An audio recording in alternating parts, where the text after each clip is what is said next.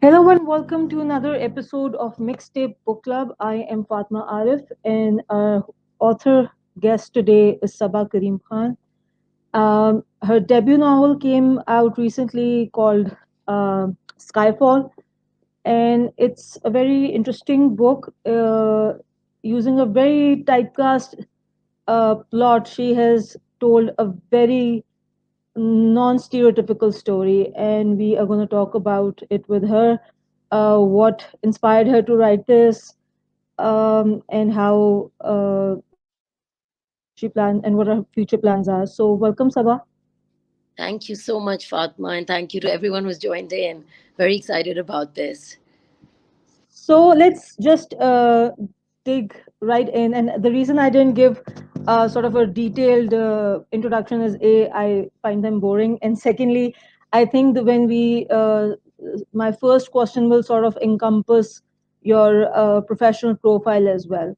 So this is your debut novel, but we have talked before, and in that discussion, you said that you always, despite the fact that your degrees are pretty different, and your work previously has been a bit different. It's not in hardcore literature, but you have been involved in documentary filmmaking as well. You teach at NYU campus in Dubai. You have a degree from Oxford as well. You're an alums alumni as well.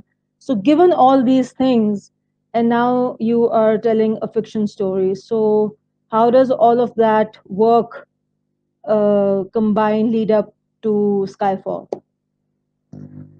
Yeah, well, it's interesting. The other day, I think Hamad and I were doing an interview, and he said, "Can you connect the dots today when you look back?"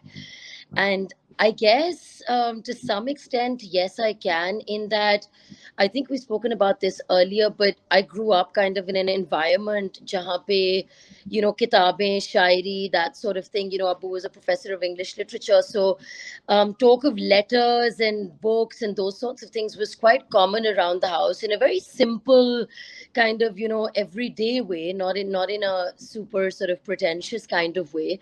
So I think somewhere at the back of my head and at the back of my siblings' head as well, we obviously knew that storytelling and literature is something that really speaks to us. And I think over time, there were different instances when I was at Lums, for example, for my senior project, I tried writing a novella, a shorter version of a book, just to see, do I have the discipline, do I have the creativity to do it. I think that was the first serious kind of attempt to do something in long form. And then after that, when I came to NYU, kind of the environment creatively, I think, was such, and the impetus was really there to drive me on. And I think it's a story that everyone's now heard ad nauseum about the headmaster, so I probably won't repeat it here. But it was this idea of just finding your song, because I was at a book talk the other day, and somebody in Karachi, actually, a couple of weeks ago, and somebody used this really good word of hustle and said, we're usually hustling for the future, or we're, digging into nostalgia for the past. And in that, trying to unearth your song in the present kind of becomes a difficult thing to do. So I think for me, storytelling kind of is my song. It allows me to think about my job as beyond 9 to 5, and also allows me to think a lot about the eulogy, not just the resume. With two small kids, with a full-time job, you often neglect that question. So I think it's something that I eventually faced, reckoned with. And so irrespective of medium, whether it's film or writing, I think storytelling is really my song.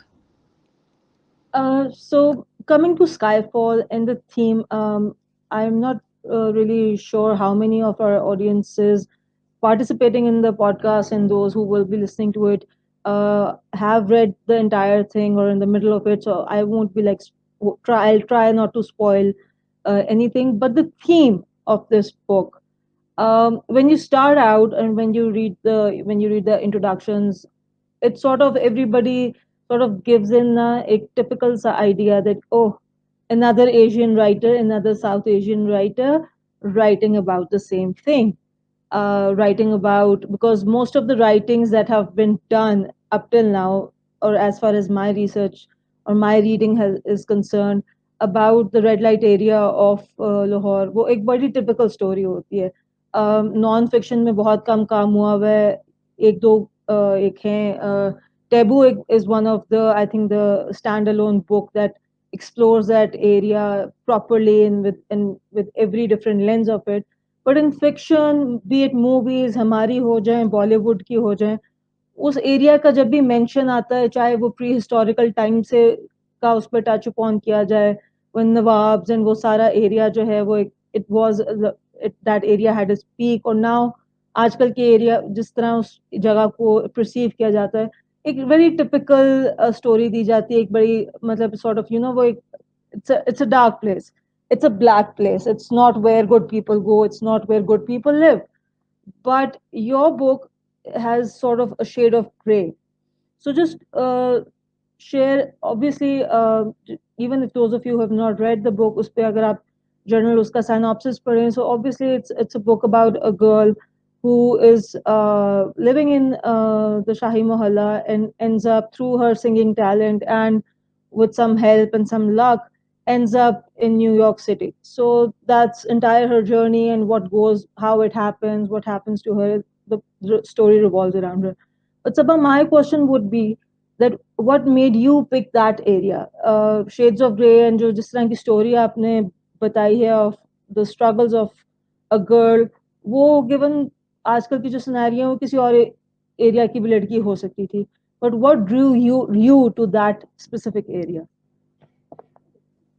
Yeah, Fatma, I think that's such an important question because a lot of times you're 100% right that, especially as South Asian writers, you end up getting a lot of flack for kind of Yeah. revisiting the same terrain. Voi terrorism, voi bichari ladki, all of that kind of stuff.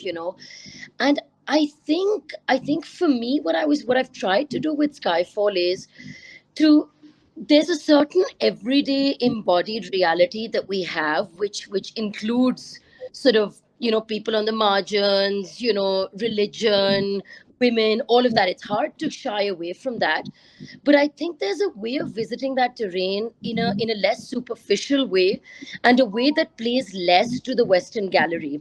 So to kind of say, it's almost like digging a well, and how deep do you want to go with it? Like, I feel Pakistani literature right now has literally scratched the surface, and we tend to do it in very typical kind of almost cookie cutter molds, where it's like, oh, she's from the red light area, so there's just one way she can be. And I think with Skyfall, well, first of all, to answer the question of why she's from there, um, honestly, she's from there because during my time in Lahore, the time I had spent in Lahore, really getting to know parts of the old city, getting to know parts of the mohalla for another research project, which I didn't know at the time would inform the novel, of course, I think for me was a real watershed, because I started out with exactly the same stereotypes, Fatma, that you're outlining, which is to say that these women will have no agency, these women will be typically dumbed down, and it's grime, and it's as you said completely correctly, it's dark, and there's no other reason you go but for that one reason there. And I think in the course of the time that I spent with them, because ye koi ek dafa nahi tha, I repeatedly kind of had what I would like to call a pretty immersive experience. And I think, if I'm to be very frank, it was really eye opening and illuminating for me, because I went in with a lot of that baggage that most of us go in imagining to find. Or wo sari cheezein of course hai, the oppression is there, the filth is there. But what really marked a kind of paradigmatic shift for me psychologically and kind of in terms of perception about Heera Mandi was that these are not women who are operating agnostic to dreams. They have dreams, they have aspirations. Some of them are savvy entrepreneurs. And I think for me, it was just my curiosity piqued to say, can empowerment look different from how we imagine it when we think about the West?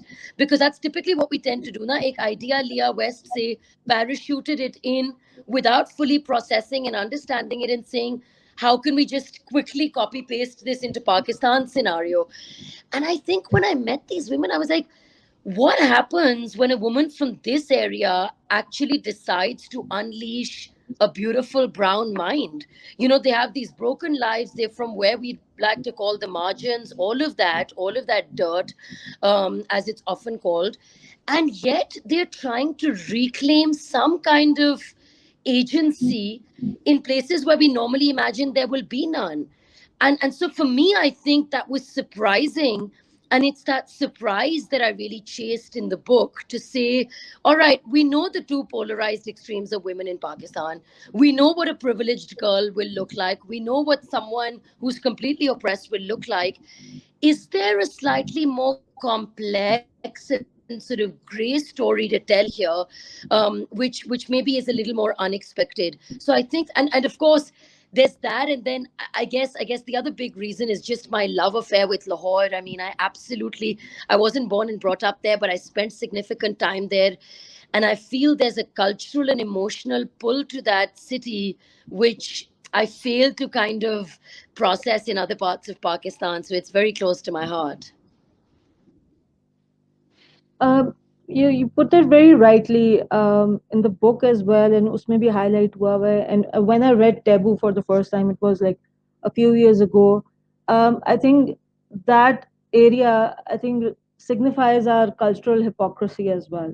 हमारी society की एक बड़ी वो hypocritical, वो हमने उसको, that place is being dumped and looked down upon and being judged, but well, it thrives because the entire city goes there. You like people who admit it or who don't. वहाँ पे बड़े वो legendary भी comments लोगों ने वहाँ से दिए हुए हैं कि वहाँ पे कौन कौन जाता है.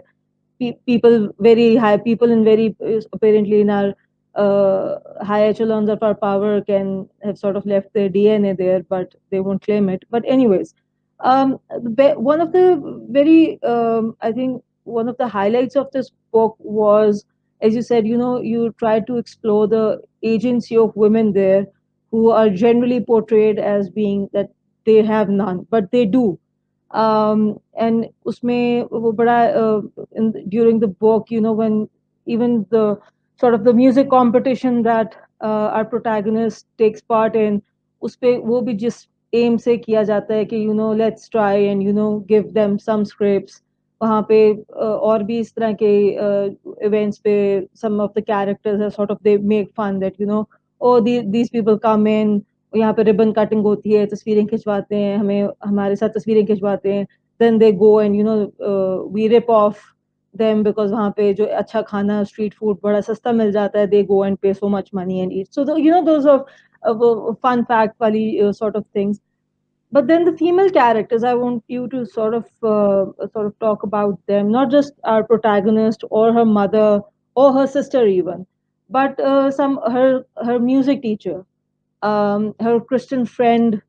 वो सारे, every character had a very specific agency and had a very strong role in pushing the main character to where to sort of achieve her goals. In sub characters ka role tha. And they all these all characters were, they had shades of gray. And one more thing that I will sort of club it in here was, and this is something that I really liked about your book, was the fact कि जो protagonist है, because we were all rooting for her, we wanted her to, and she had dreams, she had uh, ideas that people stereotypically don't associate with women of that area. But the fact that those ideas didn't come out of the blue, her mother instilled the idea of reading in those kids, and that woman was a working woman, a very typical working woman जिसको आप कह लें. And the fact that you don't highlight the fact that जो protagonist है, because she is the hero, because we are rooting for her, despite her circumstances in her environment, she is the the white in the all shades of gray. That she is very good, she doesn't have any experiences, she doesn't have to go through any of all that her environment has to offer. So just share how, writing all those characters in the shade of gray, was it really important? Did it happen organically, or you made it a point that that happens like that? Yeah, I'm so glad you brought that up, Fatma, because what tends to happen is that if I look back at the first draft of the book, I'm just going to talk about maybe the characters apart from Rania for a moment, and say that, in the first draft of the book, I feel, even for example, her sister's character was maybe less compelling, मैं कह दूं, या in the sense that she was less memorable. Mm. And as I took sort of additional stabs at it, and all credit to my editor here, he said to me that irrespective of the screen time, or kind of, let me say, the number of words or pages that a character gets, or the number of chapters that they appear in, they have to do two things. They have to be A, memorable, and B, they have to evoke some kind of emotional response. Now, that could be anger, that could be joy, that could be pathos, whatever it might be. But अक्सर ये होता है, मेरे साथ भी हो चुका है कि I'm sure it's happened with everybody who's here today, that you're kind of 50 pages in, and then you turn back and say, oh, who was this person? I kind of can't really remember who that was. And I think it took me multiple drafts to realize ab Marzi ka character hai, for example, yeah, even her mother's character, Rania's mother's character, Jahane Rumi, or the sister's character. My editor said, Saba, if you want people to be invested in Ujala, in the story, because she drives a big part of the story, what happens to her drives a big part of the story, then you have to develop a backstory to the sisters' relationship, like what was their childhood like, what was growing up like. So एक तो वो बात हो गई about kind of really sculpting and honing the sub characters, and it couldn't just be a story about Rania. But I think the question about kind of doing characters with more hues than just black and white.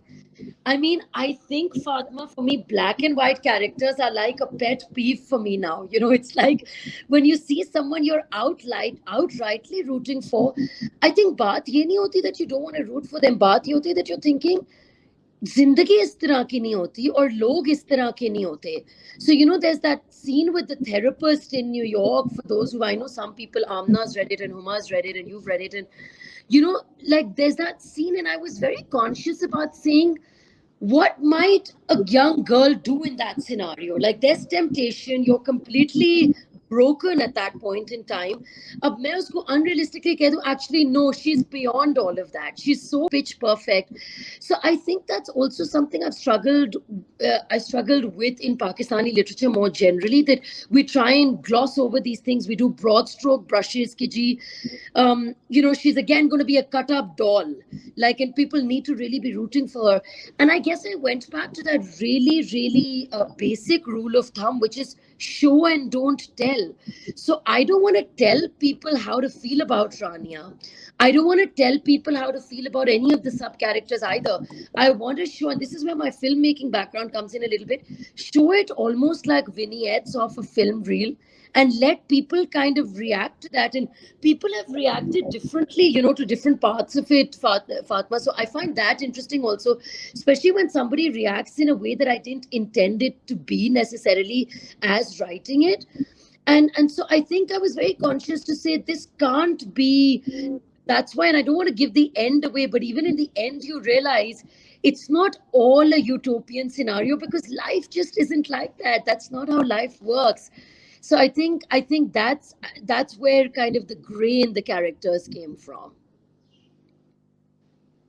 Yeah, and talking about characters and the gray characters, let's also touch upon the love interest of Rania, and the fact that, again, he was an Indian filmmaker. Oh, also a gray character in the sense that he also sort of was a broken character. Start May, when he enters, it seems the sort of strength he ends up becoming for Rania, to the reader at the start it seemed, oh, this is somebody who's, who has figured it out, who has his sort of life sorted. His grounds are he is like he's standing on solid ground. So that is the sort of character you need for this complicated protagonist to sort of be able to move forward. But during the course of time we get to realize that he himself is as broken as a normal human being can be. But despite all of that fact, they both of them have sort of found sort of a rhythm or a way where they can sort of support and be each other's support and move on and maybe find a happier life together.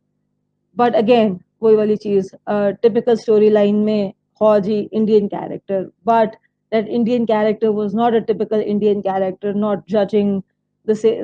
There were no typical Indian Pakistani वाले characters जो आपको again हमारी फिल्मों में भी ये नजर आएंगे, be it if Lollywood tries makes an attempt in sort of showing cross border love story, or Bollywood has done multiple times, but doing the same typical thing over and over again. So where did that idea came from?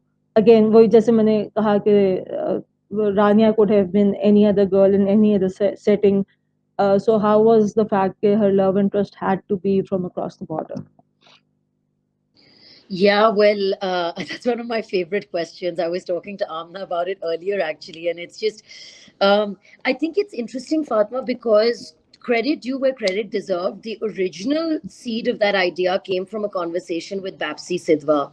This was years ago, and we were just generally talking about writing, and she sort of sparked this interest within me to say we haven't seen a Pakistan India love story that's done without sort of pandering to the tropes in a long time. And she said, so always bear it in mind that there could be a possibility to do an India Pakistan story. Of course, again, that is area and that's thematic ground that has been covered ad nauseum. But I think her point was to say there's no harm in revisiting that, but can you tell it in a way that doesn't feel repetitive or predictable or just kind of deliberate.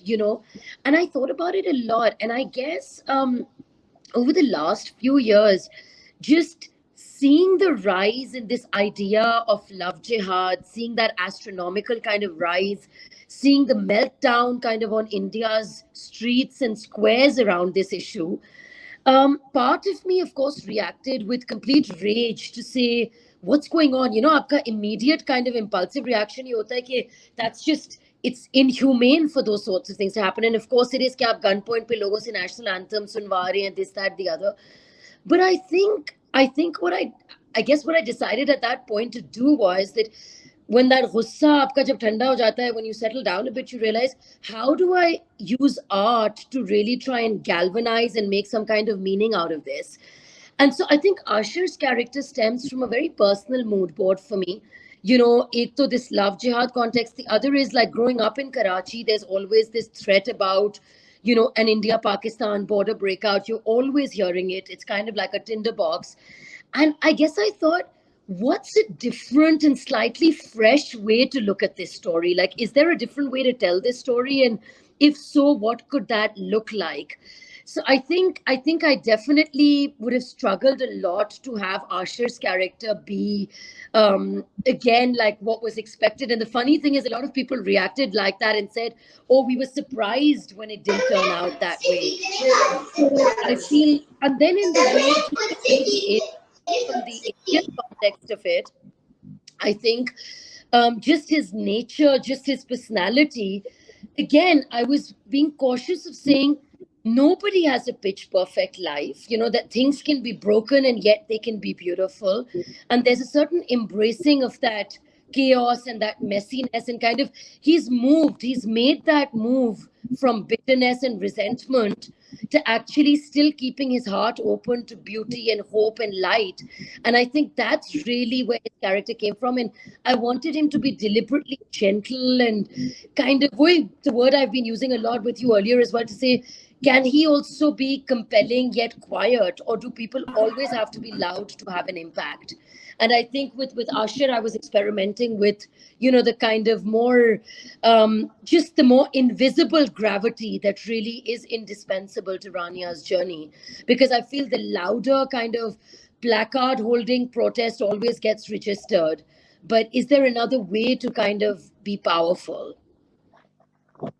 Yeah, so again, so one of the best things about Skyfall, and that is the reason I've like focused this conversation on that and not on the general plot, is that the characters and their shade of gray is something that keeps you hooked from cover to cover. And obviously then the story plot comes in, and obviously it has its own pace that keeps you going. But the characters are something that sort of helps Skyfall stand out of the sort of desi literature that's coming out of Pakistan. Um, so before I open the floor, I have two questions. One is again the sort of touch on the macro setting of the plot, and the other one is I think something that you have also I know of this personally because we have had this discussion before, and also you have touched upon it before as well. But let's see if the rest of our audience knows about that influence as well. But again, my the macro question is that, you know, again, there is another stereotypical thought that, West has all the answers for the East.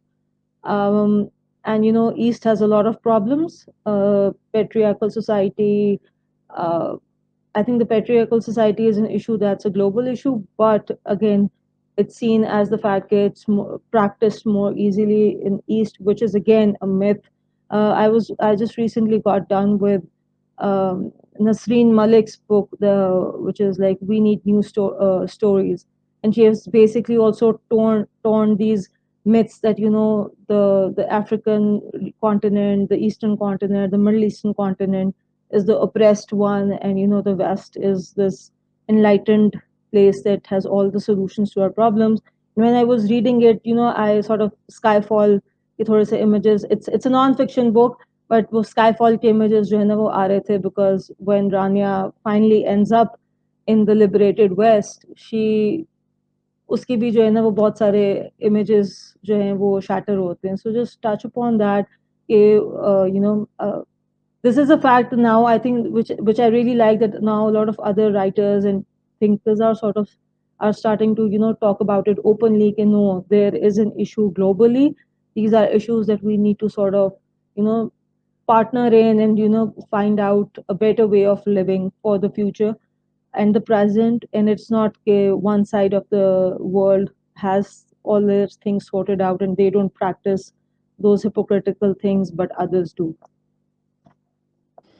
Yeah, yeah, 100% Fatma. And I think, again, for me, that's very personal. And I guess everybody on the call can probably relate to this as well, which is, ki, there was something nagging at me, has been nagging at me for so many years.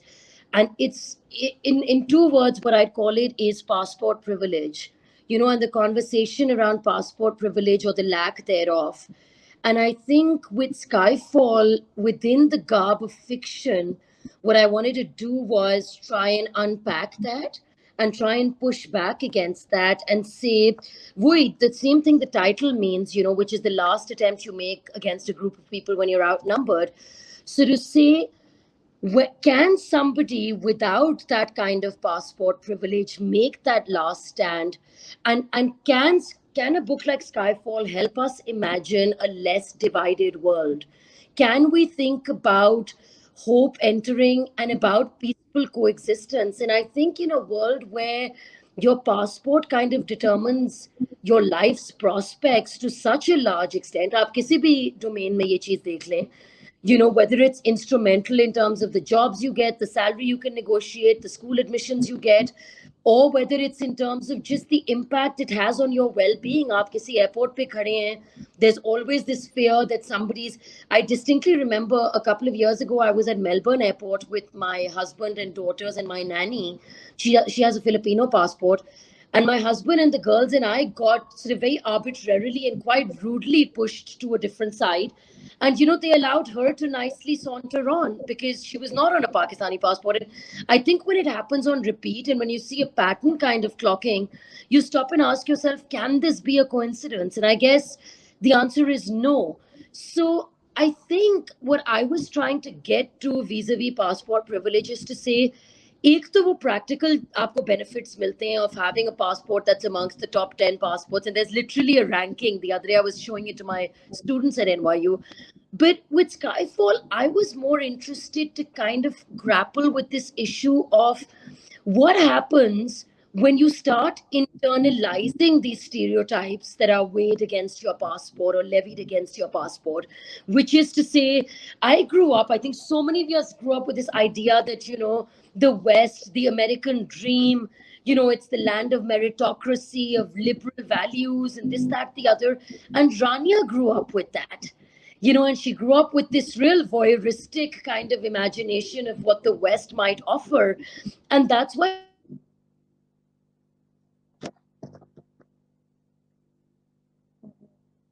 I think her move to New York Sabah, yeah. was really important for that kind of coming of age story to happen, because until she didn't go to New York and actually have that gaze and have that experience, she wouldn't be able to reclaim Lahore, which is a big part of the story. And I think that's why I made her journey there, and kind of experience it firsthand, to say, the problems that we try and associate with Pakistan are not specific to Pakistan, and B, the stereotypes that get levied against us are not always, A, they're not accurate, but B, they're not the only part of Pakistan. So to kind of try and open up both a more nuanced glimpse into our own country, that it's not just the bearded terrorist, it's not just the veiled woman. वो सारी चीजें हैं. 1.5 million children are on the streets. That's an undeniable reality. But the West has its own share of problems. And also, Pakistan has a lot more beyond the West. So I think it was very important to debunk some of those myths. And merely that comes from a very personal space, because I think I've struggled with that. I've kind of stood at airports and felt embarrassed of my Pakistani passport. When the girls were born, when my two daughters were born, and we're still in this conversation a lot of times to say, where can we buy another nationality from? Because that's always the impression that you're kind of given growing up with that green passport. So I think it's passport privilege that I was really trying to tackle with places in the book. Yeah, and again, I think those, and specifically with all that has been happening for the past couple of years around the world, uh, I think that the liberated and वही वाली the people that they have their value system sorted out, and they have their merit system sorted out. We are seeing that all that sort of that glass is sort of shattering, because they have, I think, they some sections in their society themselves are figuring it out, that they have issues that they really need to figure out themselves. Uh, so uh, Absolutely. so Also, Fatma, just before we go on, it's also interesting because I feel like we internalize stereotypes and then they internalize them so much. Because I was having a chat with somebody at NYU recently, and she said she was in America जब वो Capitol पे attacks हो रहे थे, and in Washington, etc., and people were kind of clambering up the walls. And she says somebody she knew from this very so-called educated, privileged kind of academic backdrop called her and said, "Oh gosh, what's happening to our nation? We're becoming so third world." And to her, the use of that kind of language was like gut wrenching, to say, I mean, there's always the vocabulary and the tonality comes from such a space of moral high ground, that I think those sorts of things are very telling.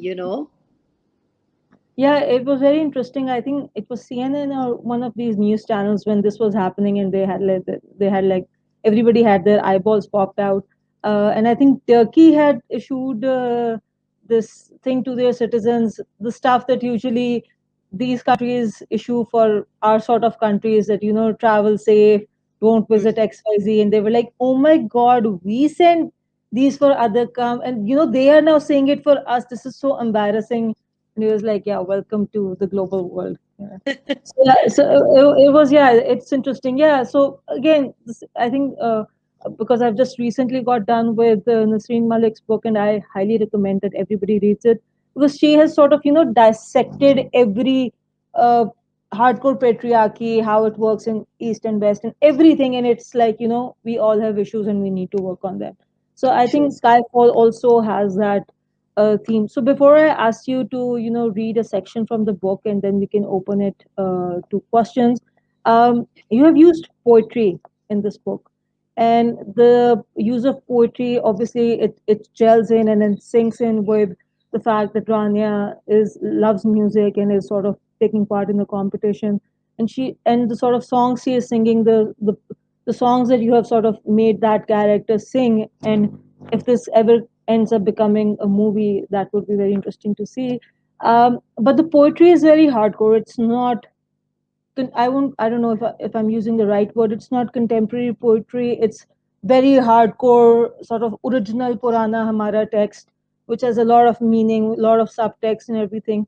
And you have used that. So you mentioned in the start that your father's being interested in literature and poetry was an influence, but also share ke, have you like adopted it? Is that something that you read on the side, or and the passages that you have used, how did you end up choosing them?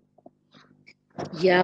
Well, yes, I think Abu and just my home environment is a big part of it, of course, because, going to like private schools in Pakistan, growing up with that, the general syndrome at the school I attended was कि anybody who has a good command over Urdu, like you should actually be embarrassed of being able to speak good Urdu, which I cringe at that prospect, but I don't think I ever bought into it because there was enough going on at home to work as a foil to it.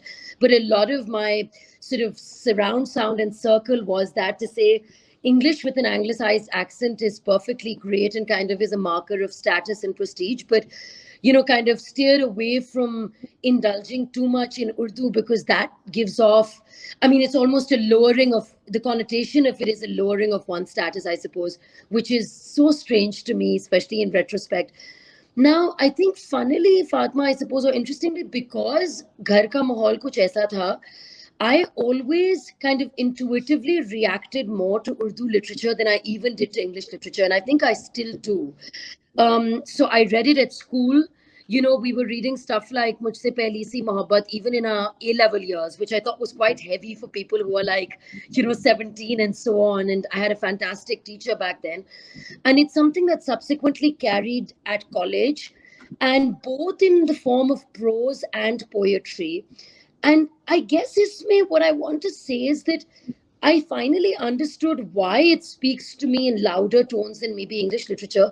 And it's because there's an emotional and a cultural connect, which is kind of अगर किसी को उर्दू नहीं आती और वो पहली दफा Skyfall में ट्रांसलेशन पढ़े उनको फर्क नहीं पड़ेगा लेकिन I cringe when I often read translated stories of Manto or when someone's trying to translate fairs because somewhere I think there's a like exactly the word you use there's a subtext that you can't translate. At least there are qualities of translation and I think it varies, and my editor sort of suggested to me that keep the original version there, but because the book is in English and you're kind of wanting an axis of readership that goes beyond geography and language, keep the translation there as well. So I think that's the reason why both those things are there.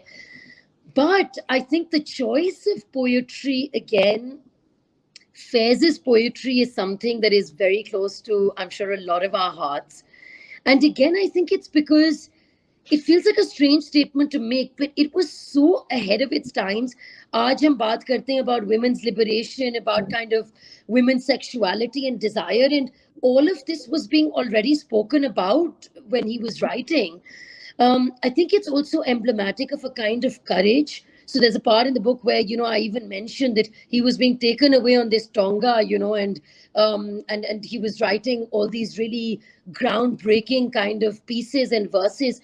So I think there's a beauty in the verses that I feel I've chosen, and in Urdu literature in general, where you can be extremely simple and yet say something that is so powerful, that is so gut wrenching, and that is, I think, that stays with you. And so the pieces that have made it into the book, I think, are the ones that have really moved me or kind of touched my life in some way. That's I think why I chose them. Okay, so please read a passage, and maybe you can share why you are choosing to read that. Is it your favorite, or is it something that you find more significant? And then we'll open the floor for questions. Sure. So I think what I'm going to read today, Fatma, is actually a passage I haven't read before. And the reason why I'm reading it is that, part of what Skyfall does, and I'm really glad that we can have this conversation in the safe space of a book club chat. Maybe it's not something I would stand up at a literature festival and read out, but is that amongst women's issues, amongst everything else that we've spoken about, one of the other things that is very close to my heart with the book is that it pushes back against organized religion. And what I mean with that is also just this idea of saying this is one version of Islam and this is the only version, and anything else or anyone not subscribing to that version of it is labeled with all sorts of titles that we know all too well. So I think today I want to read a short passage that speaks to this kind of idea that you can be as connected to Allah, God, whatever, whoever it is, whatever deity it is, to feel that connect with that power without having to subscribe or be forged with these chains of organized religion around us. So that's just the context to it. It's just a short Yeah. passage. Yeah. When I lay in bed that night, I began to believe that there was a God. Not the God of trifling, inconsequential things my father worshipped, nor the one hovering above me, stalking my every move, demanding flattery, and waiting to inflict misery on his creation at the slightest slip up. Whether God be he or she or nay, the sun, the moon, or hidden in every layer of the stratosphere, it hardly mattered. For God was in the bliss that ran through my veins every time it rained without warning, or when I saw a baby entangle its tiny finger with her mother's, or when the sun blended effortlessly into the horizon and moonlight appeared, or when the miracle of childbirth was witnessed. But mostly, I felt God when light began to gradually overcome the darkness that consumed our worlds. Be it the light that mosques spread through their bright lanterns, or the stained glass windows in churches that told biblical stories, each a beautiful reminder that even when we believed contrarily, light guided the way and promised new roads. It was the clearest sign to believe. I didn't need a human agent to fearmonger and shove God's message at me in order to consider placing my faith in Him or sense Him surrounding me. I laughed silently, thinking of how needy and cruel Sherji's God must be, the God I hadn't kneeled to and never would. So that's just a little passage that I wanted to read because I think that's one of the themes that's very close to my heart. It's conversations I've had at home, and it's a delicate dance to write about them, but it's definitely something that I think is very front and center in the book. True, and I think it's front and center to our society as well as everyone in their own individual capacity. And I think as a society, we are sort of struggling with this idea in itself. Yeah. The floor is open for questions. Whoever wants to go first can raise their hand. And yeah, Amar, you can go ahead. Hi, Saba. Actually, I have a few questions from a totally different perspective. I would like to integrate all of them. The first one is, you said आपने पहले अपना novel लिखा in small novel in the final year of Lums, right? जी जी और जी. उसके बाद अब आपने ये proper एक fiction novel रखा है. कितना अरसा था इस time period में? So the novella, which was a completely different one to this, obviously, was 2006. So I would say to publication date, it's probably a decade and a half. But I guess when I started writing Skyfall, आप कह लें decade बीच में गुजर गया होगा. अच्छा, अब यही मेरा क्वेश्चन है.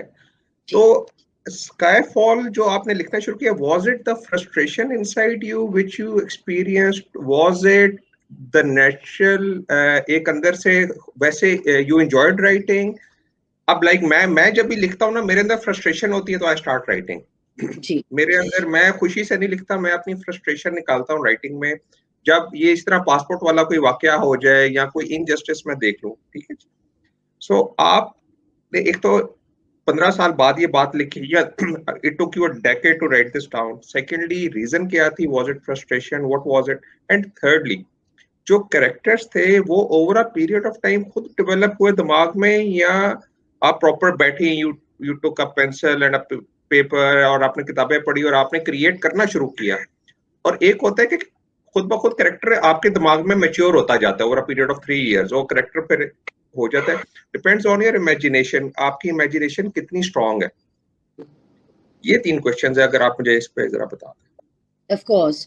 Bilkul, I think your question is so right that, I mean, for a decade to have lapsed in the middle, and there are a couple of responses to that, Amar. I think the first thing was that. Amar. Oh, Amar, I'm so sorry. Amar, is that correct? Yes, Amar. I mean, I think the first thing was that, Jesse, the reason why I always mention my backstory, or I mention Abu and my siblings and everybody else and Ammi as part of this, or just the literary household kind of ecosystem, is that I think the creative element, that desire for some kind of creative output and storytelling, was always there. One reason why it took so long for me to eventually get to it, very, very frankly, was the bills and practical constraints. So I just did not have the luxury, graduating out of LUMS, to be. मुझे Citibank की नौकरी मिली. I was devastated to accept it, to be honest. वो दूसरी बात है that when I did, I quite enjoyed it. लेकिन I felt it was taking me completely away from everything that I had imagined I would do in life. But there are circumstances that are often beyond our control, and that this was definitely one of them. दूसरी ये चीज थी that I think it also took time for me to realize, supposing वो practical constraints नहीं होते, वो check और bill की जरूरत नहीं होती उस वक्त, I think the other issue for me was that you realize हर इंसान की जिंदगी में ये एक series of moments होते हैं, और फिर eventually मुझे लगता है there's one or two luminous instances, जैसे एक light bulb moment almost होता है. मेरे लिए वो headmaster की class थी, वो quote था where he said, people lead lives of quiet desperation and go to the grave. तो आपका song क्या है? And I think it takes us time to realize, to hit pause and say, Mera song hai kya? What is my song? When I'm sitting on my deathbed, as Hamad had said to me the other day, what ghosts will haunt me of things that I didn't complete in life, or things that I wanted to do for beyond the paycheck. And so I think I'm kind of almost glad that I didn't rush that, and I took my time to realize, is darmiyan mein writing zarur kar rahi thi, but I was doing shorter pieces like op-eds kar rahi thi, flash fiction kar rahi thi. I didn't do something like a novel. And so I think these were the two reasons why it took time to come to that. So that's the answer to your first question, the more practical part, but then the more intellectual unearthing, I suppose. The other question you asked me was like, when do you write? Kya jab gussa hoti hai, is there something? And I do believe that art, all kinds of art, is a form of protest, whether you know it or not. मेरे लिए, I think I wasn't doing it for that reason though. Women's issues, violence against women, ye cheezein, they make me seethe, they burn my mind, and obviously they've made their way into my storytelling. But I don't think that's why I decided to write a book. I decided to write a book because I wanted to write a book. Tomorrow I'll probably write about something else. But gee, the content that's going to go into any kind of story that I tell is most likely going to be, just say Skyfall is not autobiographical, but it's definitely drawing upon, experiences that I've had or things that bother me. So though I find it very difficult to extricate that from my writing.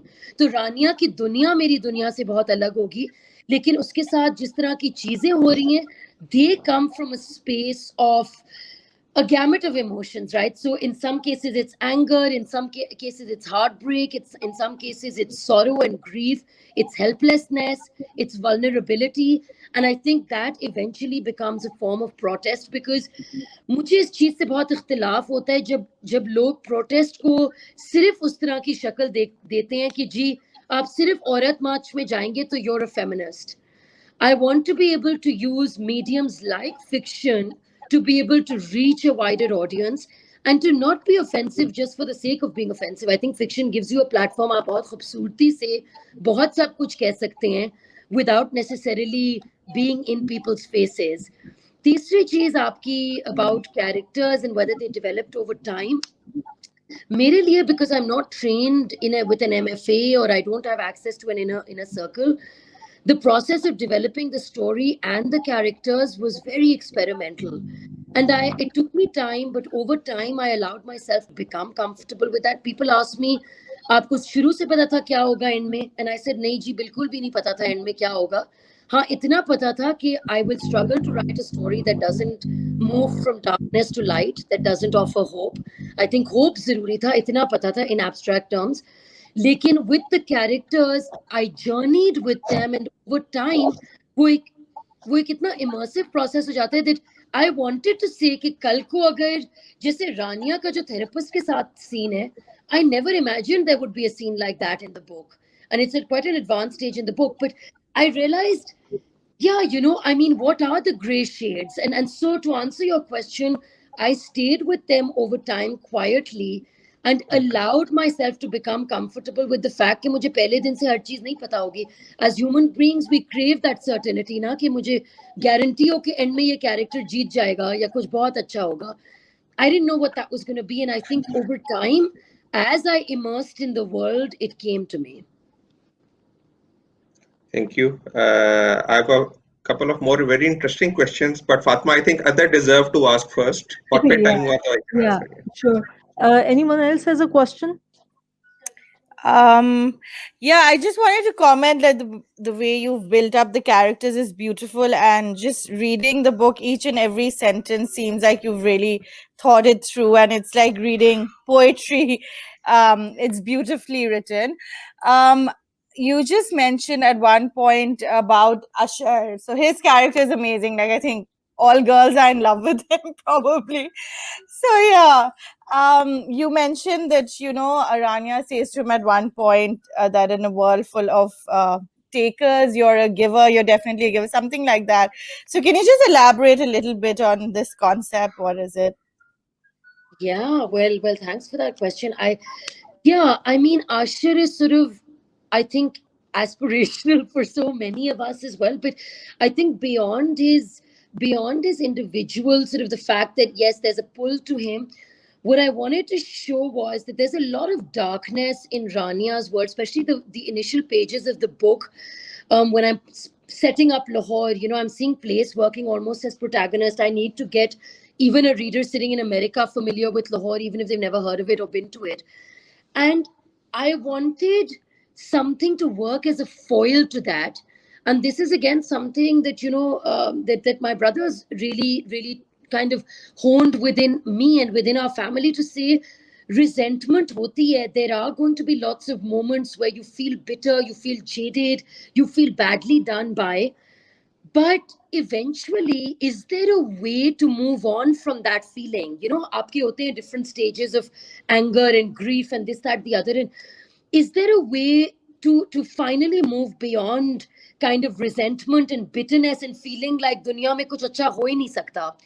And Rania's almost closing herself out to that, until, at the point where she meets Asher. And I think it was so. I've kind of wanted to use Asher's character literally, but also symbolically, to say, can I invite readers to imagine a world where there are givers rather than takers? And the giver taker idea kind of is कि typically everyone is looking out for themselves. आप किसी से बात भी कर रहे हो, like chances are no one's even going to really be listening. People are more interested in kind of quickly talking about themselves. I'm giving you a small example. And so I think it's very rare to come across someone who's willing to unconditionally champion you or just even bolster you in quiet ways. And I think Asher is really that indispensable gravity without which I think the book would completely fall apart. And I think to me, in a single word, he completely is emblematic of hope in the whole book. And the fact that Rania ke andar se bhi, he wants to preserve the kind of light and bring people to that. And kind of बहुत कम होता है कि you make someone else the center of your universe and you kind of move beyond. We're all narcissistic in our own ways. Rania was. She left her mother and went off. Some might read that as selfish. She says that at the end, we're all the center of our own universe. So I think with Asher, and this again goes back to what Fatma had also asked earlier, I wanted to say, without him screaming about his love, and about just hope, can he still be compelling? And I think the other fun fact around that, Amna, is that very cheap fun fact, though I have to say, is that those are also the kinds of people I get, the kinds of like male personalities I've always been drawn to in any capacity, chahe wo abbu the, ya, so I'm not saying just in the form of a romantic love interest, but I've always, maybe because I talk so much myself, but I've definitely always been drawn to people who are kind of like, they don't have to say everything, like less can be more, and yet there's this magnetism to them. Yeah, so we had a participant, Ayub, who had to leave early, but he has left a question, so I'm gonna ask on his behalf. And he said that how has working in a multicultural or ethnic environment influenced Skyfall's process? In your view and interactions post book release, what is the thing that we Pakistanis don't understand about multiculturalism and inclusivity? Yeah, well, that's a beautiful question. I recently did a workshop on inclusive fiction also. On mere liye ye Fatma, it's been a very major learning curve, a very, very steep learning curve myself. And the reason why I say that is that um, wohi wali baat hai that we tend to react, and also so we receive information and we offer information, whether that's stories or anything else, in black and white hues and in convenient kind of boxes. And I think Ayub's question about working in multi-ethnic environments and also studying in sort of Lums in Oxford, well, Oxford was very multi-ethnic, but Lums was also very diverse in its own way, where you realize कि this is what real people in the real world looks like. कि आप एक class में बैठे होंगे जहाँ पे आप हैं, there's somebody who drives like a Mercedes, there's you, and then there's someone who's from the National Outreach Program from a part of Pakistan that, I've maybe not even seen in pictures. And so that's a different kind of, multi-variation to your perspective building. And so I think it's my time at both my universities, along with working in sort of multi-dimensional and multi sort of cultural environments, that has definitely played a role in saying कि मैंने Skyfall के साथ क्या किया. I've said, let's strip open these boxes that we put women in, that we put religion in, that we put America in, that we put Pakistan in. And let's, Lahore के साथ भी मैंने बहुत ये कोशिश की है, and my editor also made me realize this, कि take time with building up Lahore. जल्दबाजी क्यों कर रही हो? Like, there are going to be people who've never visited Lahore. I wanted to show parts of Lahore that are very non-sanitized. What is tucked away in the crevices on the rooftops?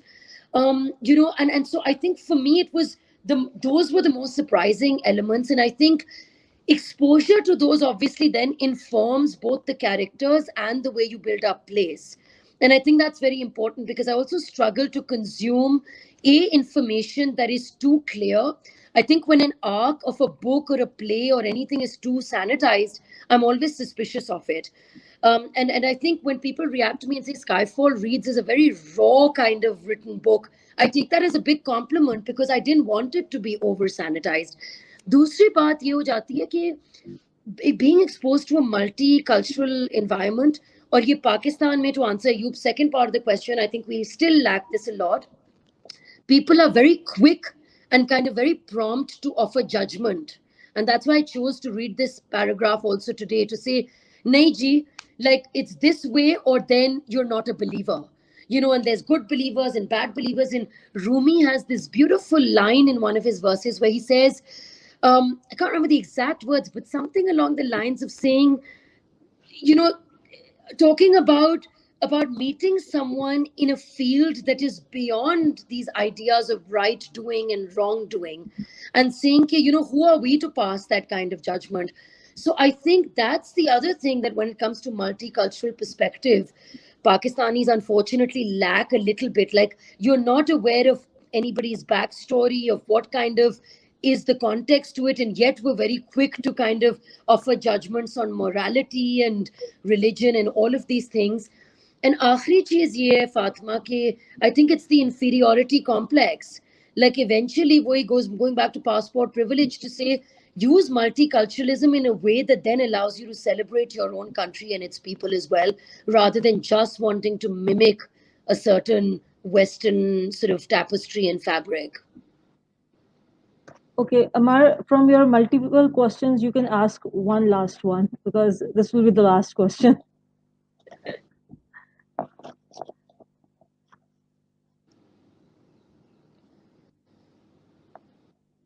Your mic is mute. Uh, Okay, can you hear me yeah, now? yeah.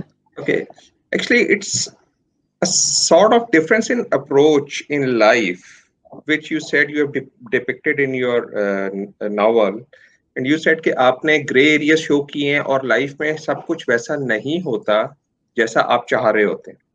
लेकिन सबा आपका नहीं ख्याल 80% of the literature, बड़ों की teachings और हर चीज जो हमारी एक परसेप्शन लाइफ में क्रिएट की गई है वो ये कि where there is a will there is a way, fortune smiles at the brave, you keep trying trying trying trying trying and ultimately you reach your goal. आपने अब जो what I perceive from your आपकी बातों से मुझे लगा कि आपने कहा कि आपने इसके अंदर कुछ चीजें, कुछ भी नहीं, अक्सर चीजें ऐसी जो अनप्लान्ड हो रही हैं उस रानिया के साथ, कैरेक्टर के साथ। Yeah, you said you have brought in gray in this in your story. I haven't read your story, लेकिन this is जो मुझे लगा। आपका नहीं ख्याल ये डिफरेंस इन अप्रोच पूरा ही एक रीडर को कंफ्यूज करेगी कि यार हमारा जो आज तक जिंदगी में परसेप्शन पूरी दुनिया में, like I was in UK, हर जगह एक ही अप्रोच बताई जाती है कि जी मेहनत करेंगे, एफर्ट करेंगे, किस्मत भी आपके साथ होगी। क्या आपने इससे डिफरेंट अप्रोच रखी है इस तरफ? What an interesting. I completely agree with it. The idea about where there's a will, there's a way. Wali baat is kind of the mantra that is ubiquitous and it's universal, right? Lekin, and I think probably reading the book will hopefully clarify this.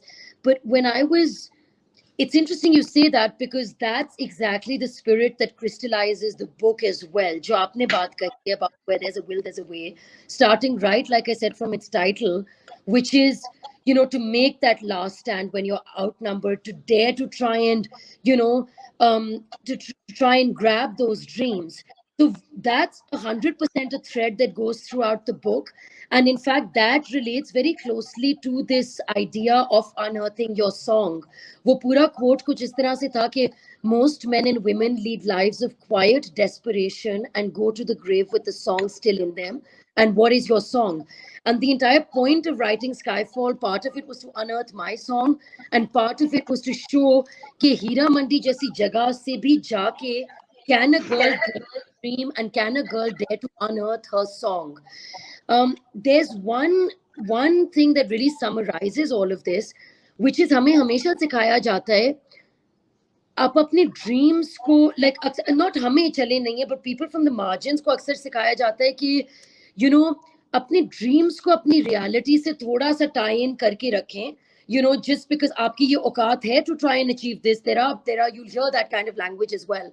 Skyfall pushes back against that to say outstrip your reality so that it fits your dreams, not the other way around कि आप अपने dreams को ही scale down कर रहे हैं to fit your reality. But coming to the part about gray, and this is what I meant when I said I think reading it will probably clarify. When I say gray, I definitely don't conflate that with this idea of, keep going and where there's a will, there's a way and catch your dreams. Uski maa usko ek khat likhti hai jo wo jail mein padhti hai, where there's a line in it where she says, you, Rania, will raise a single flag of possibility. And I think Hosek loves possibility. May she encapsulates everything that you've said about wanting to go and grab this. Grace से मेरा मतलब कुछ और था. Grace से मेरा मतलब ये था कि we tend to try and see characters या film में भी होता है कि जी ये हीरो है, ये हीरोइन है और वो flawed नहीं हो सकते, वो imperfect नहीं हो सकते, वो vulnerable नहीं हो सकते. That will almost go against the grain of being heroic. And I think with Rania, I was very keen to explore this middle ground to say, वो गलतियां भी कर सकती है, उसको डर भी लगता है, उसको खौफ भी है चीजों का, she can be selfish as well, and yet, her voice can be ascendant, and she can be a hero of sorts. I mean, I struggle with that word anyway. I mean, what does hero mean in this day and age? But the fact that, okay, she can at the end come out on top in some ways. So grey से मेरा ये मतलब था कि she doesn't have to be a Satti Savitri, she doesn't have to be a goody two shoes the whole time. मुझे लगता है उस तरह के characters unrealistic होते हैं, इंसान ऐसे होते नहीं हैं. They're a lot more nuanced. And Pakistan में हमेशा एक डर लगा रहता है स्टोरी टेलर्स को कि जी हम औरत को अगर किसी तरह से फ्लॉड दिखा दें तो उसमें लोग किस तरह का ऑब्जेक्शन ले जाएंगे, you know, and how would that detract from like our morality and this and that.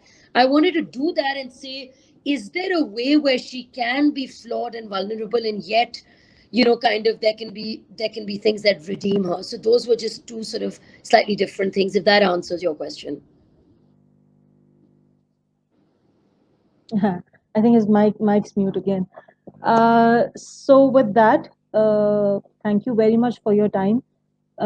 This was a very fun session. I always love talking to you. Hopefully, it was fun for our participants as well. And until next time, Khuda Hafiz. Thank you. So Thank you, Saba. much. Thank you. I really enjoyed it. Hafiz.